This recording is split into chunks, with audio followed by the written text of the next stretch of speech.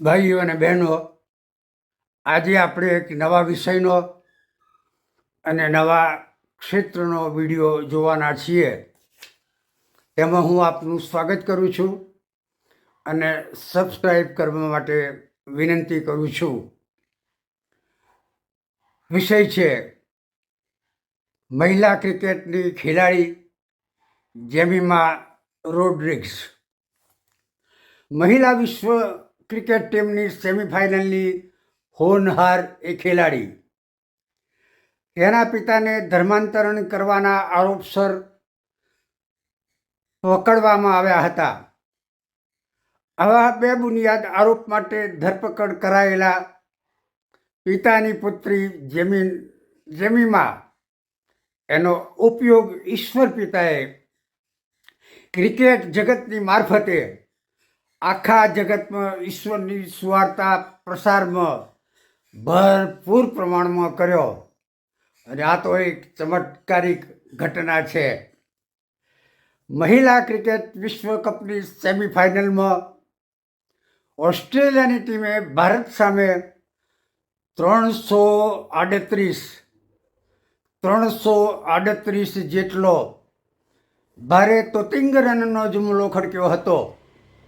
અને ભારતના ક્રિકેટ પ્રેમી રસિકોએ વિજયની આશા છોડી દીધી હતી અને સામનો કરવાની રમત મુશ્કેલ હતી.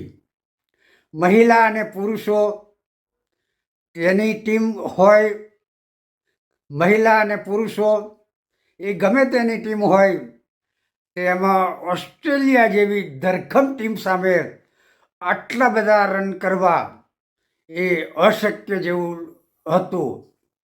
પણ ભારતની દીકરીઓએ એ કરી બતાવ્યું. દરેક ખેલાડીએ ગજબનું યોગદાન આપ્યું અને તેમાં જેમિમાએ તો રંગ રાખ્યો. તેણે શાનદાર શતક સાથે અણનમ 127 રન ફટકાર્યા અને રમતને વિજયમાં પલટી નાખવાની ભવ્ય ભૂમિકા તેણે ભજવી. બીજી જ પડે તે ક્રિકેટ પ્રેમીઓની ફેવરિટ બની ગઈ. મીડિયાએ તેના ગુણગાન ગાયા અને તે ક્રિકેટ જગતમાં એક સિતારા તરીકે છવાઈ ગઈ. આ એ જ જેમિમા સામે અગાઉ ધર્મના કહેવાતા ઝંડાધારીઓ દ્વારા બેહુદું વર્તન કરાયું હતું. તેના પિતા પર ધર્મ પરિવર્તન કરાવવાના ખોટા આક્ષેપ મુકાયા હતા. આવા આક્ષેપોને કારણે તેના પોતાના કોઈ દોષ વિના અગાઉ તેને ટીમમાંથી પડતી મૂકવામાં આવી હતી અને ભાજપના ઈશારે તેનું સભ્યપદ પણ રદ કરાયું હતું. તેને નીચી દેખાડવામાં આવી હતી. આ ઘટના સમયે મનુ મીડિયાએ જેમિમાને તથા કુટુંબને ખૂબ હેરાન કર્યા હતા. તેનું એક જ કારણ હતું કે આ પરિવાર ખ્રિસ્તી હતો.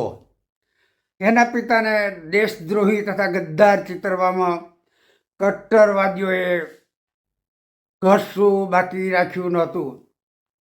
એક દીકરી માટે આ બધું કેટલું કઠિન હોય એ તો દીકરી જ સમજી શકે.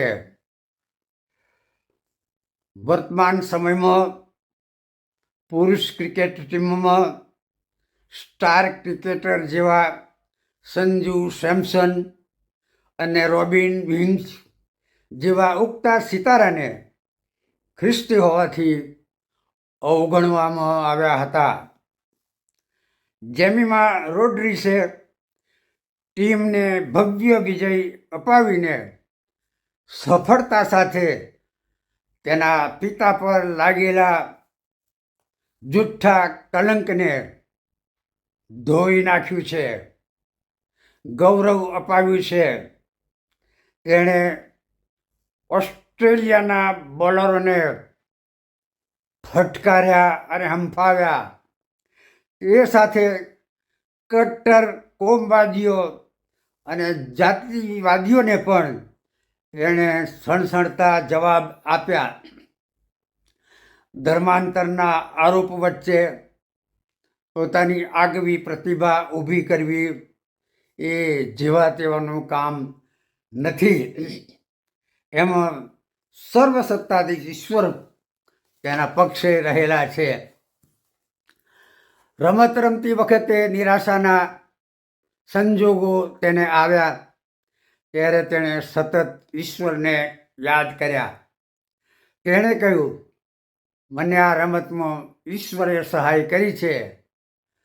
અને જૂના કરારનું વચન એણે યાદ કર્યું, યહોવા તમારે માટે યુદ્ધ કરશે, તમારે શાંત રહેવું. જેમીમાં શાંત રહી અને તેના માટે યહોવાએ યુદ્ધ કર્યું. પુરસ્કાર સમારંભમાં તેણે પોતાનું બયાન આપ્યું કે સૌથી પહેલાં હું પ્રભુ ઈસુનો આભાર માનું છું. પોતાનો ધાર્મિક વિશ્વાસ જાહેર કરતા બાઇબલના વચનોનો તેણે આ સમારંભમાં ઉલ્લેખ કર્યો. આ જેમીમાં ક્રિકેટની સાથે ગિટાર વાદનની પણ નિષ્ણાત અને શોખીન છે. એ યાદ કરીને ક્રિકેટ વિશ્વના હીરો ગણાતા ખેલાડી સુનિલ ગાવસ્કરે નિવેદન કર્યું હતું કે જો Indian women's team world cup જીતશે તો તે એટલે ગાવસ્કર સ્ટાર ખેલાડીના ગિટાર વાદન સાથે એટલે જેમીમાની સાથે ગાયન કરશે. તેનો વિજય થયો ત્યારે અગાઉ તેની નફરત કરનારાઓ જે હતા તેઓએ તેને માટે કહ્યું, આ દીકરીને સલામ. પછી તેને રાષ્ટ્રપુત્રી તથા મહાન ખેલાડી કહીને તેને અભિનંદનો આપ્યા. અંતે તો તેણે સાક્ષી આપી કે હું ઈસુમાં દૃઢ અને પૂર્ણ શ્રદ્ધા ધરાવું છું. અત્યારે બસ આટલું જ. હવે પછી નવા એપિસોડમાં આપણે ફરીથી મળીશું. ત્યાં સુધી પ્રતીક્ષામાં રહીશું.